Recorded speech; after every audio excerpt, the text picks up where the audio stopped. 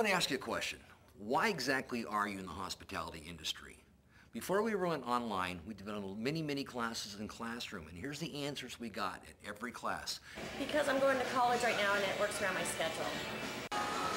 I like waiting on tables because I love working with people. Personally, I do it for the tips.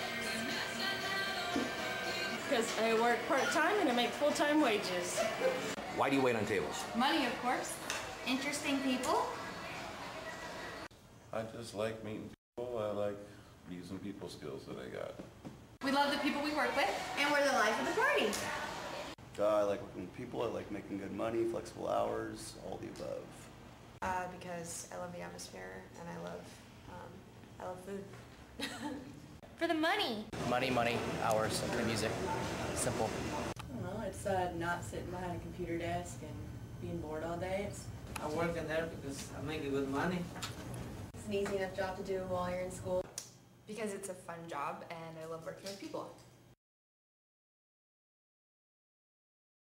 The average liquor split in an establishment is 22 to 25%. That's food sales versus alcohol sales. That means 22 to 25% of the tip in your pocket will come from alcohol sales because people like their alcohol. Ever notice how they freak out about dropping 8, 9, 10 bucks for a nice big beautiful cheeseburger and fries? They got no problem dropping 9, 10, 12 bucks for a cocktail because enough of those and they're going to become a better dancer. Hey guys, how you doing over here? Excellent. What is the most expensive thing to keep the doors open of any restaurant or bar? What do you hear your managers and owners say to you most about? I'm going to guess it's going to be get off my clock, the payroll. Well, the most expensive thing to keep the doors open of any restaurant or bar is the same thing that will cost you most as a server. It is called an empty chair.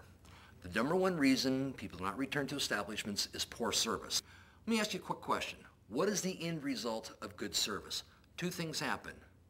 One, the guest comes back, and number two, you receive a better tip. Let me ask you a question, and be honest with yourselves about this. Have you ever noticed the more drunk somebody gets, the less of a tip you make? Now, some of you may look at me and go, that's not true, but go back times you got to cut somebody off. What happens to your tip? And I'll be honest with you, when I first started serving alcohol, my automatic assumption was if people got toilet hugging, fall down drunk, they're going to leave the dollars on the table as they slid down. Because most of them told me they're going to tip me well. It's like, oh, we're taking care of you. We like you. That's the death knell. They get up and they leave you for that 50 cents. Like, gee, that's a half a phone call I can afford. You're the best. My point is this. If you control the problems with alcohol, it is a form of better service. And I really do believe that. Why do you think people drink alcohol? I believe some people drink because it's a habit, like going to the ball game or something, you know, they got to have a beer. People drink because either they're bored, sad, or lonely. Sometimes I like to drink just for after a hard day of work. Just helps me to relax before bed. Why do I drink? For the buzz. Peer pressure because my friends are doing it. It's 5 o'clock somewhere. Liquid courage. To listen up, have a good time. Thirsty. Again, some of the answers we've received in our classrooms as well, they drink because they want to relax. It's social. People drink because they like the taste, the health issues. 2 glasses of red wine are good for your heart. Some people drink because they want to escape, because they're sad, they're bored, they're lonely, they're addicted. The reason we ask that question in our class is because we believe for the most part when your guests come to the doors and drink, they drink for the same reasons that we drink. There's good parts of alcohol, but just like anything else, you got the flip side, the problems. If you control the problems of alcohol, it's a form of better service, and I really do believe that.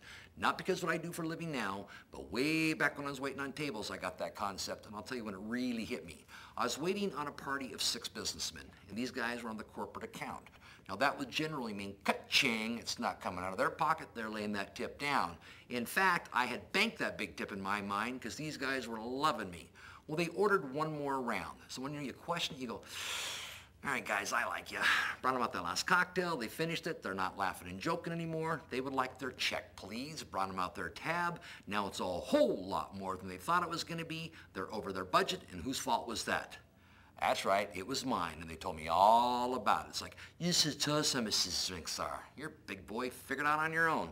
They left me an 8% tip. That last round cost me money out of my pocket.